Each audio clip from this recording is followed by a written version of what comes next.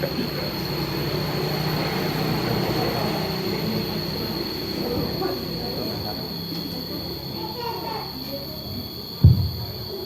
nyuwun izin kula lepas nggih dan saged rada los. Alhamdulillah. Assalamualaikum warahmatullahi wabarakatuh. Waalaikumsalam warahmatullahi wabarakatuh. Alhamdulillahi wa kafa. Wassalatu wassalamu ala nabiyil mustafa. Wa qala ta'ala bismillahirrahmanirrahim. Innamal mu'minuna alladhina amanu billahi wa rasulihi thumma lam yartabu wa jahadu fi amwalihim wa anfusihim fi sabilillah ulaika humus shadiqun. Wa qala Nabi sallallahu alaihi wasallam man yuridillahu bil khairan yufaqihu fid din atau kama qala Rasulullah sallallahu alaihi wasallam. Bapak Kepala Sekolah, Bapak Gunawan itu nanti depan nih. Alhamdulillah supaya banyu biru ini nak keluar fisik, jangan-jangan ini judul ada pulau ini, jangan-jangan ini. Pak Masum ini kok sederet saking jalur istri kula dan termasuk saking jalur Pak Madio. Tepan ya Pak Madio? Tepan. Kalau itu ngeranti asli titik Y. Tapi bapak ibu kula pendatang. Bapak saking Jogja, ibu saking Pasuruan. Kula asli kelahiran Ngeranti ini. Bapak ibu kula makomi pas kilen ini. Jadi niku pulang kampung berarti. Syukur alhamdulillah kalau sakit pulang kampung. Lan bapak ibu sedaya dengan takwah dirahmati Allah Subhanahu wa taala. Ini satu nikmat yang luar biasa di saat pandemi yang relatif sedaya rada vakum. Kok ada satu kajian agama seperti ini, suatu istimewa nih. Di atas istimewa, nalikane ora usum pelem, kok enek pelem mana lagi? Larang itu. Sakniki teng niku sini niku dari usum duren, dari meh. Kok enek duren? Wah larang lho. 70.000. Di saat gersangnya suasana Ngeranti, kalau dianggap ngertos panjenengan lebih bapak ibu juga sudah beberapa tahun tentang Ngeranti. Dan yang Banyu Biru itu adalah pusat agama, musik itu. Tempurjo Banyu Biru, sak sekitarnya ngelencong apa itu, apa? Tip Ngeranti itu gersang. Di saat gersang, di saat jalankan rodok longkok, kok muncul, loh itu nilainya plus. Ini nilainya plus. Di saat orang pakai usum kok ngusum nih larang gitu. Di saat gelap gulita kok enten lilin uklik oh padang dan bermanfaat betul kali kok gelangan kok nganu HP itu enten sentalop ini tik wah itu sinar seperti itu akan bermanfaat besar di tengah kegelapan. Ngeranti kalau merintis pesantren itu tahun 95 jani Ngeranti 3 tahun tok. Ora patek mendapat sambutan. Nah, akhirnya kalau entuk musik nunut rumah duwe napa-napa. Terus kemudian dapat tanah wakaf di Ringin Pitu itu pindah 98. Dan Musa Ijo langsung berdul santrinya alhamdulillah termasuk tonggone Gunawan. Tepat Pak Ting ya Pak Gunawan. Tentang. Oh, itu plek lho. Termasuk putrane sing jaler sing garep niku pernah gitu lho.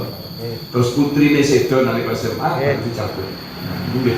Memang alhamdulillah saat menikah santri kita sebagai tanda syukur kita banggakan untuk sombong badan. Alhamdulillah sekitar 500 putra putri dan alhamdulillah bahkan saat ini enten dari SD sudah ada yang hafal Al-Quran. Alhamdulillah hafal Al-Quran. Mengkulon itu jadi ini nggih. Sampai kalau Katolik itu mati jaya. Kanggahan itu, umum itu. Kayak itu. Terus SMA kulo teng ini SMPP, SMA saya ini SMA 3 Kultik. Terus tingkip Surabaya kulo ini bahasa Inggris. Karena ini sudah kulo tinggal. Jadi kalau betul nanti ijazah napa niku. Ya, iki bahasa Inggrisnya itu tidak punya ijazah formalitas. Kemudian saya meneruskan lagi sebagaimana yang saya saya mengambil FAI pendidikan Islam sehingga saya dapat SPD itu. Karena saya sudah kadung tersma biar naik. Tersma dengan apa? Dengan Islam, gitu loh. Ini jelas apa niku dalam suasana ngerambi ini kalau seneng banget nih. Saya itu seneng sangat. Bikin berbuat di pantai istiqomah. Bapak-bapak yang dirahmati Allah Subhanahu Wa Taala, niki naik menawi Jogja duduk saja tutup poin mawon. Terus kami sengaja mengambil satu topik tema yang saya pikir ini sangat urgent betul untuk setiap kalangan dari umat ini, apalagi suasana pandemi atau suasana di Ngerambi secara umum ini, yakni dengan tema yang kurang lebih redaksinya, karena redaksinya itu diedit-edit itu saya lupa. Ringkasnya itu gini, seseorang manusia itu akan menggapai, akan bisa menggapai kehidupan yang sukses dan penuh barokah, tapi dengan syarat mutlak adalah dengan merajut akidah dan ukhuwah. Ini. Kalau bahasa lainnya akidah ukhuwah, kenapa saya bikin akidah dan ukhuwah? Ini satu, dua itu tidak bisa dipisah. Atau bahasa lainnya iman dan ikhwan. Akidah dan ukhuwah atau iman dan ikhwan. Ini syarat mutlak. Dan kesuksesan yang hidup yang penuh barokah ini bukan spekulasi. Ini pasti, bukan spekulasi, pasti. Tidak ada spekulasinya, pasti, mutlak, absolut, jaminannya Allah. Karena itu mutlak. Yang tidak ada jaminan dari Allah, tidak ada yang mutlak, tidak ada yang mutlak, tidak ada yang absolut. Maka Allah firmankan, wa may yuti'illaha wa rasulahu faqad faza fawzan 'azima. Siapa yang taat Allah dan Rasulnya pasti percaya. Nah, firman Allah mutlak, la raiba fi. La raiba fi itu maknanya tidak ada keraguan di dalamnya. Ragu aja kagak, apalagi salah. Gitu loh. Ragu itu ada dua kemungkinan, mungkin benar, mungkin salah. Ini la raiba fi, tidak ada keraguan, berarti mutlak. Firman Allah itu mutlak, pasti benar. Karena dari Allah tanzil Rabbil Alamin. Maka kesuksesan yang kami kutip dalam ini, penuh berkah ini bukan spekulasi kalau dengan syarat iman dan ikhwan, akidah dan ukhuwah. Nah, ini dua mutiara yang tidak bisa dipisah. Nanti kita akan jelaskan. Tapi saya jelaskan sedikit, Bapak Ibu yang dirahmati Allah Subhanahu Wa Taala, karena rancu. Sekarang namanya hidup sukses ini apa sih? Hidup penuh berkahnya apa sih? Ini banyak yang rancu. Maka dalam hal ini, manusia ini karena memang manusia ini perlu bimbingan, perlu petunjuk. Maka Allah Subhanahu Wa Taala memberi petunjuk. Salah satu di antaranya ini yang terkenal. Sekarang banyak orang Islam mengatakan ini doa sabu jagat. Mesti Bapak Ibu mesti apa? ETK ngomong apa loh itu? Itu disebut dalam surat Al-Baqarah ayat 2000 atas ayat 201. Itu terkenal itu. Namanya doa sabu jagat. Sekaligus ini merupakan dream. Sekaligus ini merupakan impian digadang-gadang saben menungso. Bimenika Rabbana atina fid dunya hasanah wa fil akhirati hasanatan wa qina adzabannar. Jadi yang namanya sukses, namanya hidup penuh berkah adalah dunia dan akhirat. Hasanatain namanya. Hasanah kebaikan dunia, kebaikan akhirat. Cuman karena ini rancu, karena banyaknya pengaruh informasi, apalagi medsos sudah dibuka dari mana-mana ya, akhirnya wong rodok mumet, rodok kliyeng-kliyeng, rodok mabuk, karena banyak masukan, tidak bisa memfilter. Maka ayat ini Al-Baqarah 201 ini, Rabbana atina fid dunya hasanatan wa fil akhirati hasanatan wa qina adzabannar. Ini perlu penafsiran menurut ahlinya, para ahli tafsir. Kadang-kadang orang ini memahami kesuksesan namanya hidup ini cuma sekedar duniawi, hanya sekedar materi dan dohir saja. Wah, itu leru gede. Wah, sementing udah selesai pangkatnya dhuwur. Dari pangkatnya. Ada yang kesuksesan itu dari hartanya banyak. Kesuksesan daripada fasilitas bangsa mobil mewah, rumah mewah sekali. Padahal mewah sekali itu mepet sawah sekitar kali. Jadi pulau di pondok pulau mewah sekali Pak. Itu jangan saya minta bilang loh. Pak Gunawan tapi dereng. Tetap tak tunggu gitu. Pondok pulau terkenal mewah sekali, mepet sawah sekitar kali. Gitu. Apakah sekedar itu? Tidak. Maka dalam Al-Quran juga Allah memberi petunjuk. La yaghurrannaka taqallubul ladzina kafaru fil bilad mata'un qalil tsumma ma'wahum jahannam wa bi'sal mihad. Kamu jangan terperdaya, jangan terpengaruh dengan mindsetnya daripada orang-orang kafir, kebebasannya daripada orang-orang kafir, mindsetnya, prinsip hidupnya, gerak-geriknya dengan orang-orang kafir. Orang iman, orang Islam tidak, jangan begitu dong. Maka itu ikut petunjuk Allah yang menciptakanmu dong, nah gitu. Lah, cara mindsetnya orang kafir itu apa? Sifatnya duniawi, dohir saja. Pokoknya serba sik. Oh dunia ini materi lah, rumahnya, mobilnya, ini, itu titik. Nah ini yang titik yang keliru. Maka dalam hal ini petunjuk salah satu ayat saja yang perlu saya sampaikan dari surat Al-Baqarah 201 ini yang menjadi sapu jagat, doanya sapu jagatnya umat ini, dan itu merupakan jadi dream, jadi dambaan dari cita-cita. Maka para ulama ini menafsirkan. Salah satu di antaranya Sayyidina Ali radhiyallahu anhu menafsir, Rabbana atina fid dunya hasanah wa fil akhirati hasanah wa qina adzabannar. Hasanah dunia ini maknanya adalah istri yang solehah. Ini Sayyidina Ali menantunya Kanjeng Nabi yang dikatakan Nabi anak Madinahul ilm wa Ali Batua. Aku ini kotanya ilmu. Sayyidina Ali menantunya itu adalah pintunya. Jadi kalau bicara kealiman, kepahaman tentang agama dari kalangan umat ini jangan tanya. Sayyidina Ali itu punya suatu kelebihan tersendiri karena dari hadis Nabi. Kelebihan Ali berlalu. Maka Sayyidina Ali berlalu itu menafsiri hasanah dunia adalah istri solehah. Maka dalam hadis dikatakan ini, ad-dunya mata. Dunia ini adalah perhiasan. Wa khairul mata, sebaik perhiasan adalah mar'atus solehah. Makanya bapak-bapak jenengan ada istri panjenengan sing rawuh teng mriki dijamin solehah. Lalu pas gak rawuh gak dijamin orang ngono. Sing rawuh jelas, ngono lho. Lah nek sing rawuh kok gak solehah, gak kuat. Saya itu gak kuat duduk manis mendengarkan penuh konsentrasi dengan catatan jadi sambil nganggo buka-buka HP ya. Karena semua itu perlu full concentration, gitu. Maksud kita sholat terus kalau HP jawab halo.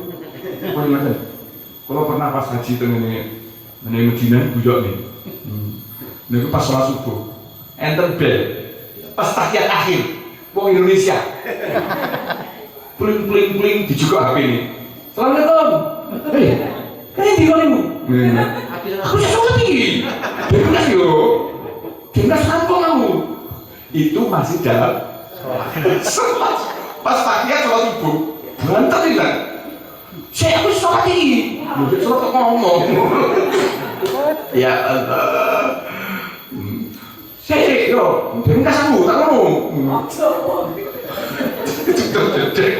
Boso salam terus, boso salam. Matko lancing ya, matko mateko bersalam, lancing bersalam cepet lari kanan kiri gedek-gedek, cek gendeng. Lah sholat itu perlu konsentrasi. Begitulah dalam sepak bola. Kenapa sepak bola kok nggak membawa HP? Pemain sepak bola bawa HP, buka HP ya. Buyar. Lah begitulah dalam pengajian, dalam apa? Perkara yang penting itu perlu full concentration, maka disisihkan sebentar. Wah, aku kesindir, aku betul nyindir buatan ini malah terang-terangan. Karena dengan full concentration itu akan paham. Tapi kalau tidak ada konsentrasi di pagi sambil itu tidak akan paham. Mendengar bisa, tapi tidak mendengarkan. Beda. Maka dalam Al-Quran istami'una qawla wa yattabi'una ahsana. Istami'u dengan sami'ah itu beda. Mendengarkan dengan mendengar beda. Mendengarkan itu perlu perhatian. Maka wah kesindiran. Boten kesindir, boten. Lagi pertama teko kenalan semidak minggir boten dosa wong dijamin salehah kok. Jadi kalau di sini insyaallah jamin salehah. Allahumma amin. Jadi ad-dunya mata wa khairul mata ma'atus salihah. Dunia ini perhiasan dan sebaik perhiasan adalah wanita. Loh kok kayak sempit memahami hasanah dunia kok cuman wanita solehah, istri yang solehah. Maksudnya kalau istri solehah itu didapatkan, yang lain itu dapat semua. Tapi sebaliknya, kalau punya pangkat tinggi, hartanya hebat, punya itu, punya ini, itu, tapi istrinya bawel. Ayo, mak remuk lah, aku jajal, itu dijajal. Wes tau sutresno. Aja ditutresno lah, buku ya, sakne nggih, Pak. Tapi kalau istri itu solehah, wis to, umpama gak patek duwe apa-apa, siji istri solehah dapat segala-galanya. Gitu. Maka Sayyidina Ali ini menafsiri hasanah dunia inilah istri solehah. Tapi bukan itu saja, tapi termasuk Syekh Qatadah rahmatullah alaih juga menafsirkan termasuk hasanah dunia ini adalah keselamatan dan rezeki yang cukup. Terus banyak penafsiran para ulama ringkesnya bolehlah kalau ditafsiri sebagai materi, rumah bagus, kendaraan itu ini termasuk memahami agama, pemahaman Al-Quran, istri solehah, anak yang solehah, ini itu. Pokoknya semua kebaikan-kebaikan yang di dunia, termasuk harta, termasuk semua yang dohir-dohir, boleh itu dalam masuk hasanah yang namanya hasanah dunia ini. Tapi jangan dipahami bahwa materi saja. Jangan dikira istri solehah itu bukan termasuk. Malah ini pokok ini. Anak yang taat ini termasuk pokok. Pemahaman Al-Quran, pemahaman agama, ini juga hasanah dunia. Jujur dengan orang-orang soleh, orang-orang baik, membuat majelis seperti ini raudhatun min riyadil jannah. Ini taman-taman surga, ini termasuk hasanah dunia.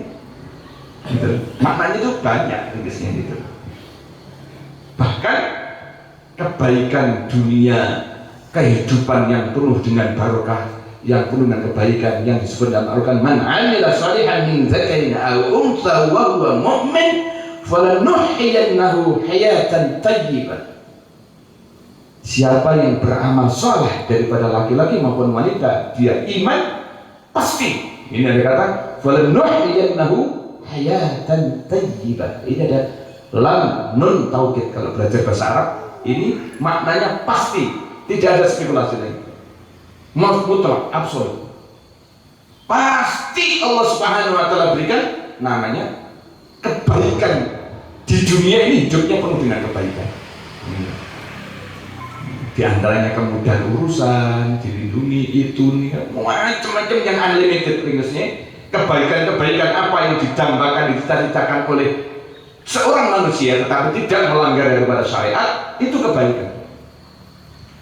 Tapi nyuwun sewu, duwe akeh harta banyak tapi gak halal, itu bukan kebaikan.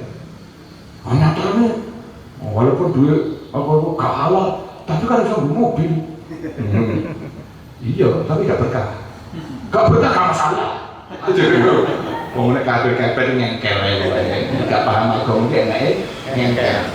Gak apa-apa, ngengkel boleh lah. Tapi ujung-ujungnya kalau itu tidak syar'i, tidak ikut Allah dan Rasulnya yang mencipta dia, ketoke awalnya itu enak. Ketoke ada kebaikannya, kok ngurine. Itu pasti akan mendapat musibah, pasti akan membuat masalah. Itu pasti itu yang sing ngendikan sing nyiptakne kok, sing ngendikan Gusti Allah, sing ngendikan jeneng Nabi. Jadi pasti nanti akan membawa musibah-musibah dari harta yang haram, dimakan, diminum kok jadi kolesterol lah, asam urat lah, diabetes lah, sutresno lah ya. Lu jangan ada yang namanya Pak Sutresno. Wah, kamu aku Jadi mau tenang. Maksudnya stres itu apa? Stres. Maksudnya stres. Jadi pasti itu senang betul. Oke, alhamdulillah. Wah, betul kalau ini. Wah, romok loh. Stres mah. Pasti ada musibah-musibah. Nah, kalau sudah namanya sesuai dengan syar'i, koridor syar'i, termasuk yang dohir apa kualitas mobil semuanya ini namanya jadi barokah. Maka barokah definisinya adalah ziyadatul khair, bertambah-tambahnya kebaikan itu barokah. Dan syaratnya barokah adalah dengan iman dan takwa.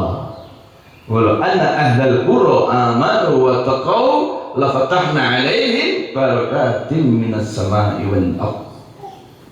Harus dibeli barokah dengan iman dan takwa. Dengan iman dan takwa baru barokah. Mencurah kebaikan. Artinya mafhum mukhalafahnya kalau dibalik, kalau tidak ada kaitan iman takwa, tidak kaitan dengan ridha Allah, apa saja itu tidak barokah. Maksudnya tidak barokah itu tidak ada, walaupun satu menir lombok menir itu apa bu? Hah? Beras lah, berkah ngantuk. Nah jadi kok nyambung konek kan berarti jadi semuanya bagus lah. Satu menir beras. Kalau namanya tidak ada barokah sesuatu itu, tidak ada kebaikan sesuatu itu walaupun satu menir beras. Kalau tidak ada kebaikan, berarti gaya musibah, gaya masalah. Duit haram ditukok nih GL Pro zaman biyen. Genjot langsung protol. Duit haram ditukok nih Mercy, akhirnya jadi pamer kursi. Loh pamer kursi piye? Nyemplung jurang? Meromas. Tidak ada kebaikan, membawa masalah, membawa musibah. Maka Nabi mengatakan, ala inna dunya mal'unun fiha illa dzikrullah wa mawala wa alimun abu ta'aliman atau kama qala Rasulullah SAW. Dunia ini semua, kata Nabi, dan isinya semua terlaknat, jatuh daripada rahmat Allah, tidak akan membawa kebaikan pada manusia, akan menjadi sumber musibah, akan menjadi sumber masalah, illa ada kecuali zikrullah wa mawala, dan perkara-perkara yang bisa membawa zikir kepada Allah, wa alimun, orang alim, orang yang paham agama, al muta'alimun, atau orang yang belajar agama. Artinya dengan agama, dengan iman, dengan amal saleh, dengan takwa, itu menjadikan dunia atau segala sesuatu itu menjadi baik, memberi kebaikan kepada manusia. Di luar ini belas Bapak Ibu, belas. Orang enek kebaikannya malah keporo gawe es telu. Napa Bu kerjaan es telu? Kok di depan ibu tuh, bapak-bapak kan di depan. Maksudnya ibu ini di depan connect berarti kan nyambung. Nah, bapak kan cedak, akan nyambungnya gitu. Napa Bu kerjaan? S3 itu apa? Nah susah. S2? Nah boleh? Senep. Belum sarapan. Jadi enten bener ini. S3 itu sumpek, susah, sorok. Itu menurut ala saya saja. Dikembang liane ya haram. Pokoknya gaya sumpek, gaya susah, susoro, kuwi jenenge S3. Dan itu karena di luar rel, gitu. Di luar rel syar'i, di luar ridha Allah. Ini yang namanya menggapai kehidupan yang sukses dan penuh berkah. Itu kebaikan, pokoknya kebaikan dunia, kebaikan akhirat. Nah gitu yang dimaksud dengan tadi itu. Tapi syarat mutlaknya adalah dengan saya kasih satu redaksi nanti supaya ini saya jabarkan, bukan dengan iman takwa itu sudah masyhur. Yakni dengan akidah dan ukhuwah, merajut akidah dan ukhuwah, merajut iman dan ikhwan. Maka untuk mengawali ini saya akan kisahkan dua kisah penjelasan masuk ini. Jalannya ini dengan akidah dan ukhuwah. atau bahasa lain iman dan ikhwan. Saya akan mulai dengan dua kisah. Pertama, kisahnya di zaman Amirul Mukminin Sayyidina Umar bin Khattab radhiyallahu anhu. Jadi Amirul Mukminin. Pada saat dia datang ke Palestina, pada saat itu namanya Baitul Muqaddas, itu diserahkan kunci kerajaan Baitul Muqaddas itu. Diserahkan kepada orang Islam tanpa perang, langsung diserahkan, tapi langsung diterima oleh pimpinannya. Pada saat itu khalifahnya Amirul Mukminin Umar bin Khattab radhiyallahu anhu. Maka Umar bin Khattab itu datang ke sana dengan khadim pembangunnya dengan memakai kendaraan onta. Onta itu kendaraan pada saat itu bukan kendaraan yang gagah, kendaraan biasa lah. Kendaraan yang gagah itu kuda. Terus Umar bin Khattab itu pakaiannya delalah itu, ya gak punya mah. Duwe siji. Itu tambalannya rolas. Ditempel. Duwe iki apa enake? Lah sampai masuk ke Baitul Muqaddas, ketemu orang-orang Islam yang di sana, termasuk ketemu temennya, sahabat Nabi yang terkenal ini juga, namanya Abu Ubadah. Abu Ubadah. Nah, Abu Ubaidah bin Jarrah. Abu Ubaidah bin Jarrah ini termasuk Asyarah Mubasyirah, termasuk sahabat 10 besar yang dijamin masuk surga. Abu Ubaidah bin Jarrah ketemu di sana. Nah itu diusulkan ini. Hai mukminin, yo ganti pakaian dong. Masuk ketemu sama raja, raja, mbak diserahi. Masuk pakaiannya tampilan pinter, rolas nih. Tuh yo kendaraannya ganti sing apik lah. Jauh saya itu yo rada Innova lah. Kok sepeda unta kuwi lak yo rasid ganti, udah nanti kita benjinilah. Akhirnya Umar bin Khattab itu capek-capek baru datang karena perjalanan pada saat itu dari Madinah ke Palestina itu memakan 1 bulan perjalanan. Gentian. Karo khadime naik siji saya nuntun gentenan. Udah capek, saya gini aja deh. Saya ini capek. Saya kok pinjam pakaian kamu. Tak cuci pakaian saya. Tak cuci, tak jemur dulu dan tak pakai. Gitu. Tapi saya minta semua orang Islam sebanyak yang di daerah ini kumpulkan, saya mau bicara penting. Oke? Maka dia nyuci sambil Abu Ubadah bin Jarrah lalu itu mengumpulkan orang Islam, dia nyuci, kemudian dijemur, dia pakai pakaian baju. Setelah sudah kering, pakaiannya yang tembelan lalu dipakai lagi. Pakaiannya dulu ini gue loh. Orang biaya kan neko-neko, orang tidak tahu utang milih-milih barang gitu ya. Maka dia bicara penting kepada kaum muslimin. Nah, termasuk kepada temannya sahabat namanya Abu Ubaidah bin Jarrah. Hei sahabat, kowe ngomong gak kancaku ngono ra seplak kowe. Kowe ngomong aku ora patut. Terus kemudian kumpul orang Islam. Nah ini satu kalimat yang penting. Amirul Mukminin Umar bin Khattab, dan ini Nabi memuji dia. Nabi mengatakan al-kamau dalam satu hadis, kalau seandainya setelahku ini ada Nabi, maka Umar bin Khattab ini jadi Nabi. Cuman beranggonya santai. Hebat. Maka Umar bin Khattab bicara sama orang-orang Islam. Hei orang Islam, aku mau bicara sama kalian. Satu kalimat penting yang mesti harus kalian pegang. Apa bicara beliau ini? Dia mengatakan nahnu qaumun a'azzallahu bil Islam. Karena yaktubuha bi ghairil Islam adallallah. Satu kalimat itu. Kalian mesti pahami, hei saudara-saudaraku, kaum muslimin semuanya yang hadir di sini. Kita ini adalah satu kaum yang telah Allah muliakan dengan Islam. Bahkan hanya dengan Islam. Ketahuilah bahwa kalau kalian mencari kemuliaan di dalam hidup, kesuksesan di dalam hidup bi ghairi Islam, di luar Islam, Allah pasti kalian akan dihina oleh Allah dunia sampai akhirat. Nah, ini satu perkataan yang hebat, yang mesti kita harus pegang juga.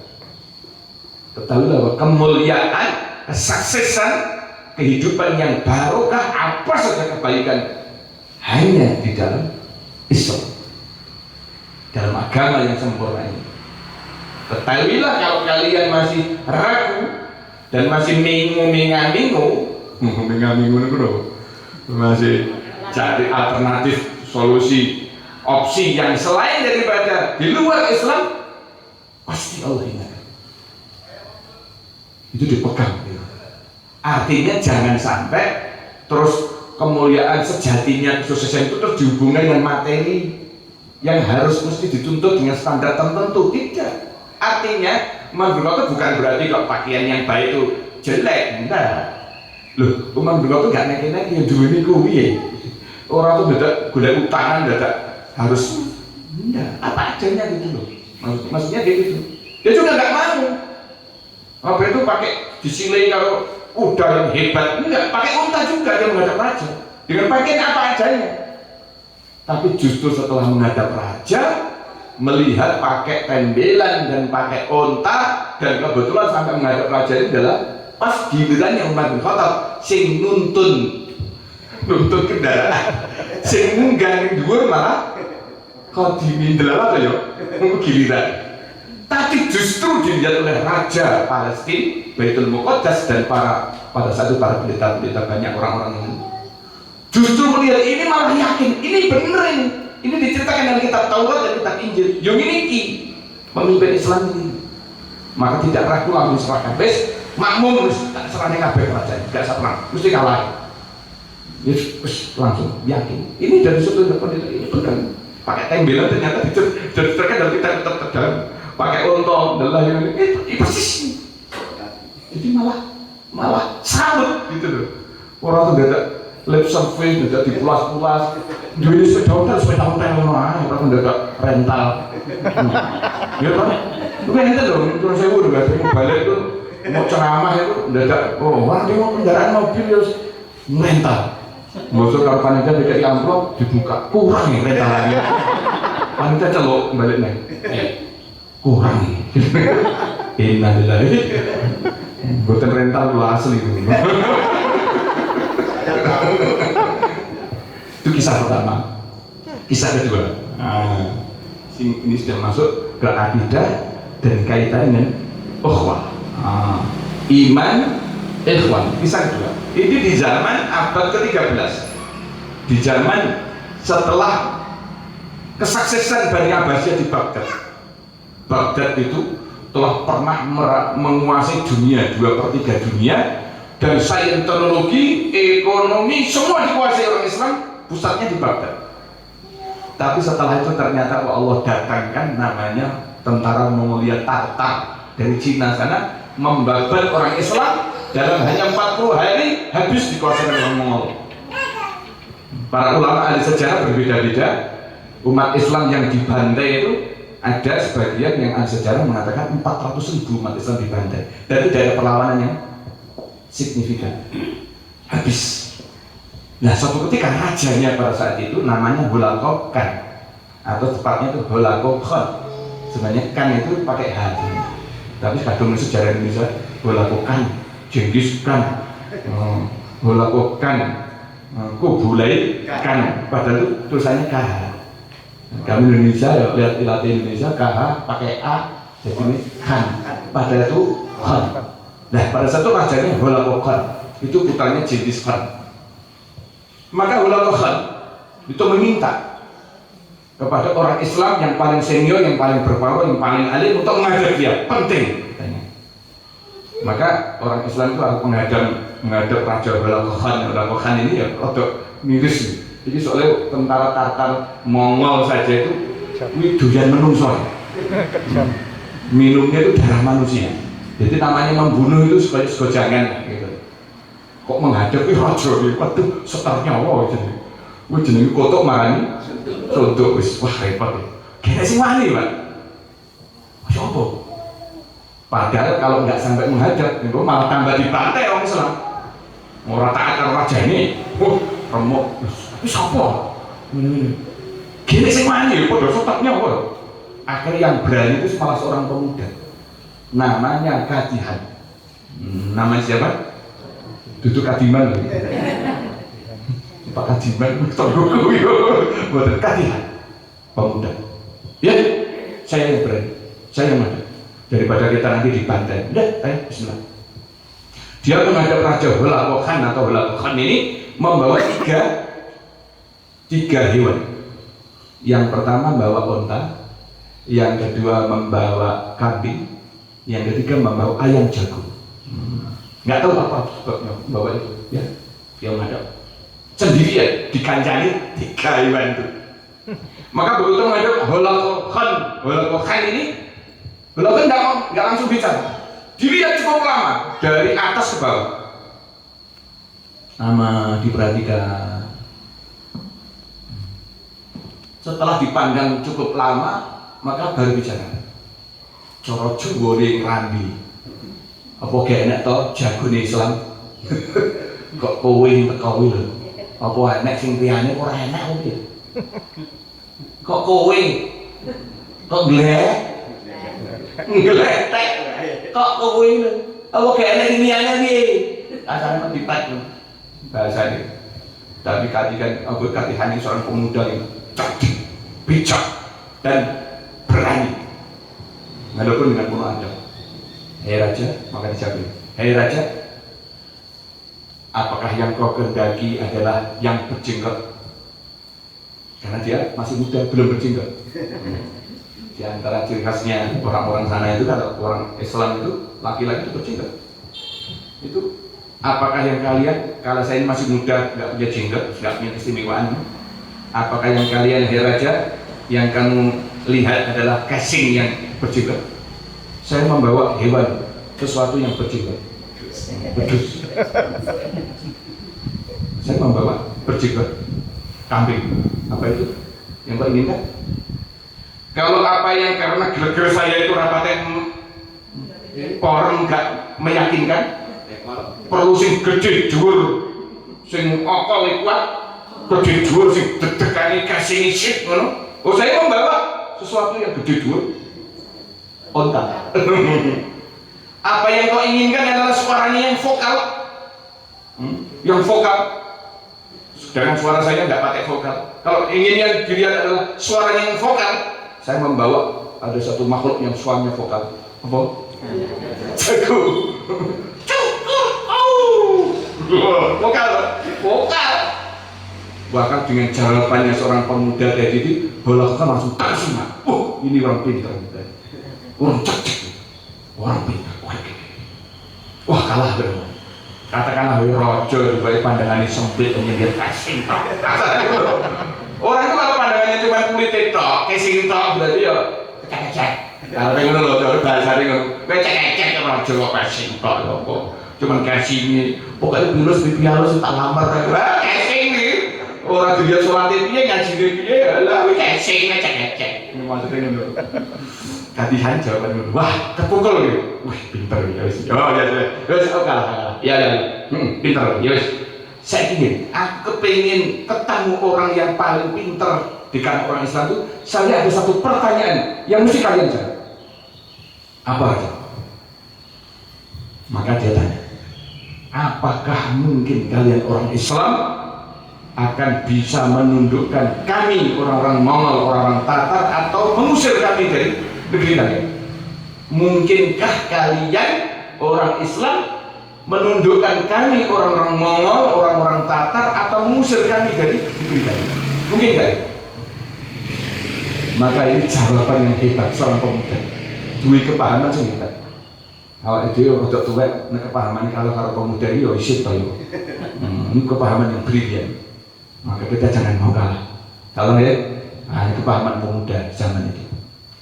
Dia mengatakan, hei Hulakohan, ketahuilah bahwa demi Allah, kalian ini didatangkan kepada Allah, bukan kehendak kalian sendiri. Jadi Allah yang mendatangkan kepada kami karena kesalahan kami. Sebelum kalian didatangkan oleh Allah kepada kami, menguasai kami, membantai kami, karena kesalahan kami. Karena kami orang Islam, orang-orang iman, adalah tidak lagi taat kepada Allah. Kami ini kaya raya dulunya, jaya, kami senangnya foya-foya, kami bersenang-senang sehingga melalaikan sholat, melalaikan daripada takwa kami kepada Allah, sehingga hubungan kami dengan Allah nggak mesra lagi, rusak. Dan kami sesama kami orang-orang Islam tidak lagi rukun, tidak mau berukhuwah, tidak bersaudara, kami sering bertengkar, berselisih hanya perkara kecil, bangsa-usoli kalau gak usoli, kunut kalau gak kunut ya wis, kami ini bertengkar dengan sesama kami. Dari sebab inilah kami yakin kalian didatangkan untuk kami, untuk mentarbiyah kami, sebagian daripada kami syahid di tangan kalian. Maka kalian ketahuilah kalau kami kembali kepada agama kami teguh dengan agama kami, berpegang, dan kami betul-betul iman dengan agama kami betul-betul pahami dengan sungguh-sungguh, dan kami amalkan semampu kami, dan antara kami sesama orang-orang Islam, orang beriman, kami bersatu, bersaudara, dan berkasih sayang satu dengan yang lain, pasti kami yakin demi Allah, kalian kami tundukkan atau kami diusir oleh Allah dari negeri kami. Ini jawaban tadi. Langsung kalau kalian ini kaget, hebat. Pemahaman seperti hebat. Salutkan. Udah, kamu cari jamin keselamatan kamu. Udah, kamu pulang. Nih, bagus. Dan ternyata betul Bapak Ibu, dalam sejarah setelah putranya Hulagu Khan ini, beliau masuk Islam, dan semua orang-orang tentara Tartar dan Mongol semua 100% masuk Islam. Ini pelajaran penting tentang perkara tadi. Maka inilah pentingnya akidah dan ukhuwah, atau bahasa lain iman dan ikhwan. Maka mengawali pembahasan iman, ikhwan, akidah dan ukhuwah ini ada satu dialog kisah nyata. Ada seorang pendeta tanya sama Ustadz, mau tanya ya, boleh nggak? Boleh, tapi jangan tersinggung ya. Nggak apa-apa. Kita kok nggak gampang tersinggung. Mau gampang tersinggung itu dengan yo, jadi subuh pendek. Kenapa subuh pendek? Gampang juga lah. Dibom sedikit terus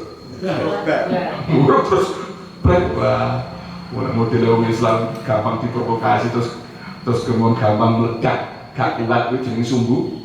Enggak, silakan tanya itu. Begini tadi saya tanya ini. Kan dalam Al-Quran saya baca terjemahannya tadi ya.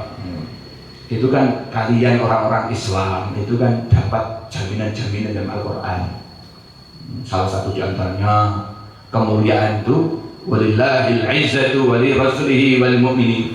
Kemuliaan itu milik Allah, Rasulnya, dan orang-orang beriman. Kalian akan dimuliakan, akan gini, termasuk kepemimpinan di muka bumi ini bagi orang iman. Wa'adallahu alladhina amanu minkum walladhina wa amilus shalihat la yastakhlifannahum fil ardh. Allah menjanjikan bagi orang-orang beramal soleh, orang yang beriman di antara kalian akan jadi pemimpin di muka bumi. Ringkesnya, janganlah akhirat lah, cerita dunia saja. Bahwa Allah telah menjamin kalian begini begitu, cerita oleh pendeta ini. Tapi nyatanya, kalian dapat. Hanya sebagian kecil saja. Ini itu kenyataannya ini. Berarti Al-Quran ini tidak benar. Katanya dia. Katanya dari pendeta tadi. Maka Ustaz itu mengatakan, oh ente yang kebelah. Kalian sih gak paham. Inilah mau saya jelaskan. Saya jelaskan agak panjang lebar. Jadi ringkasnya gini.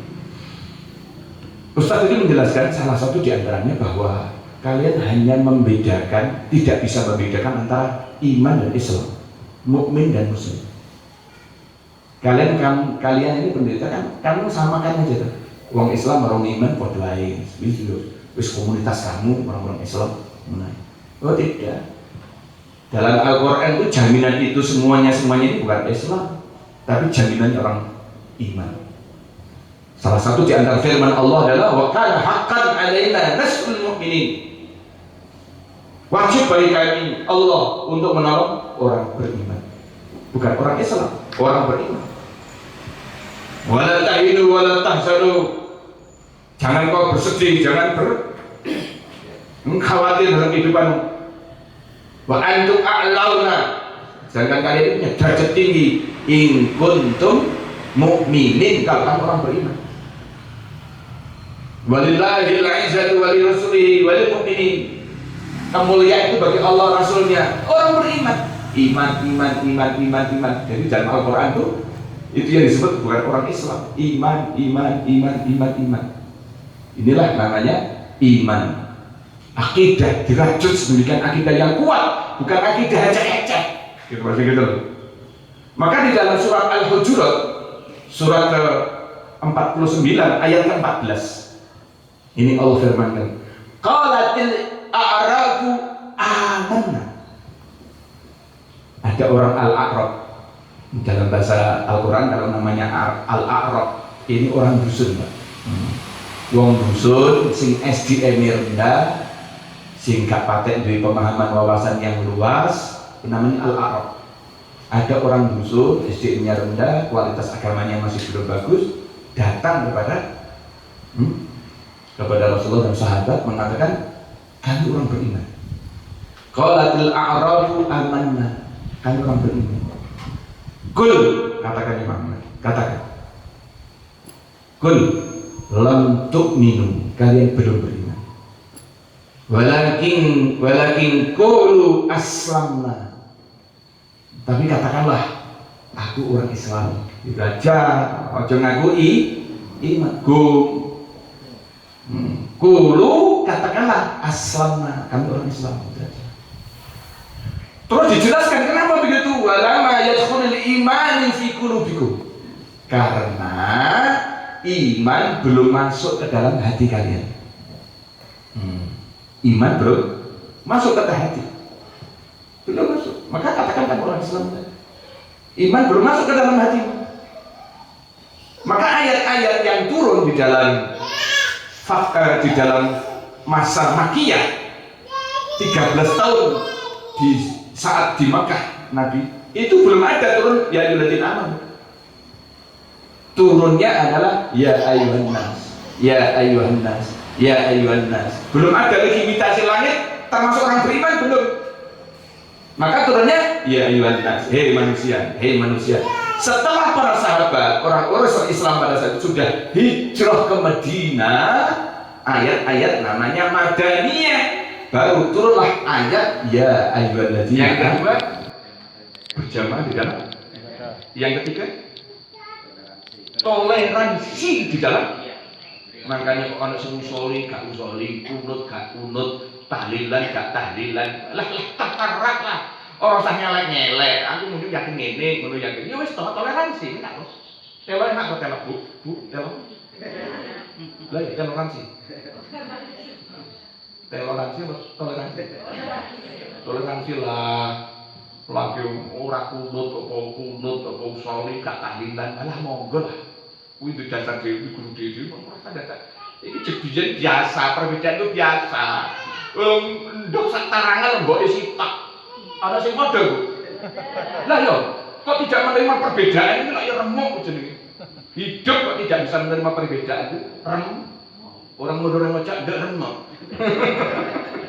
Lah yo, toleransi di dalam ikhtilafiyah. Lah, kalau urusan dakwah untuk perjuangan agama untuk pengajian ini kita gotong yang bekerja sama dalam dakwah. 4 ini kalau itu betul-betul dijaga, nanti akan dirajut betul akidah dan ukhuwah, iman dan ikhwan, pasti Allah akan muliakan dunia. Mudah-mudahan kita di akhir zaman ini sudah menjelang, seperti kalau Pak Gunawan ini kepala sekolah, masya Allah ini jalan loh. Kepala sekolah yang ini maju agama ini jalan. Mungkin paling umur panjang, kesehatan, Indonesia sampai mari puncaknya spiritual. Mungkin ini justru si tenang ini kecil lah. Dan ini ada janji memang. Jadi agama ini Dijanjikan Allah, "Wallazi arsala rasulahu bil huda wa dinil haqq liyudhhirahu 'ala dini walau karihal musyrikun." Dalam ayat yang lain, "Wa kafa billahi syahida." Ini Islam akan dijayakan oleh Allah, akan dibanggakan oleh Allah, jaya kembali. Dan itu sudah dekat. Jadi dalam satu hadis sahih di dalam Al Bashar, zaman ini dibagi 5 sampai menjelang kiamat. 1. Zaman nubuwah, zaman sunat Rasul, zamannya Kanjeng Nabi masih hidup. Zaman kedua Khulafaur Rasyidin, mulai Sayyidina Abu Bakar sampai Sayyidina Hasan. Kemudian zaman yang kedua zaman para raja, mulai dari Bani Umayyah sampai Bani Abbasiyah, sampai hancurnya di Baghdad sampai abad ke-13. Ini abad para raja. Yang ketiga, 4, zaman Jababiroh. Zaman Jababiroh, zaman SPD.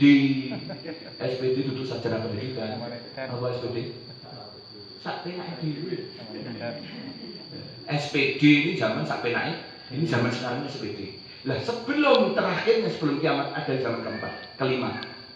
Dan zaman Jababiroh, SPD sudah berjalan 700 tahun. Ini sudah diambang kehancuran, sudah hampir habis. Masa transisi akan zaman yang kelima, zaman khilafah ala minhajin nubuwah. Seperti di zamannya Rasulullah dan sahabat, mirip. Jaya kembali. Liyudhhirahu 'ala dini kulli. Wa kafa billahi syahida. Allah jadi saksi. Walau kalian musyrikun, walau orang musyrik enggak senang. Ini tetap Islam kan bisa. Dan itu sebelum kiamat. Bumi ini akan dihuni 100% orang iman, orang Islam saja. Yang tidak mati semua. Sebelum kiamat, dan sebentar lagi. Maka itu kita mesti ikut andil di dalam merajut akidah sekaligus dengan ukhwah. Nyun sewu. Hanya merajut akidah tanpa ukhwah, nonsen, anangka, syam. Secara profil, secara pribadi, oke lah di hadapan Allah. Tapi secara yang lain, no, rusak juga akidahnya. Iman misalnya oke, tapi tanpa ikhwan habis juga. Nggak akan bisa. Iman kita cacat. Maka dua-dua ini mesti kita rajut betul. Dengan kegiatan-kegiatan yang peduli dengan apa yang kita bisa buat. Terus istiqomah. Omboh pandemi, omboh badumi, corona, mobil corona kan? Kalau nggak ada tamu, jadi orang kita kok niteh sedan corona. Loh, orang corona mbak tumpahin. Corona itu sedan Toyota. Maka kita ajak bareng-bareng, ayo. Nampak mulai, nampak kita dalam dunia pendidikan ini suatu strategi yang bagus sekali. Saya belajar dibayar udah 1 jam. Wah, terasa kayang-kayang ini mas. Pokoknya menunggu ya. Temanya begitu, pokoknya 2 itu mesti salah satu tidak boleh ditinggal. Akidah, iman, ikhwan. Mudah-mudahan kita diberi oleh Allah karunia besar ini.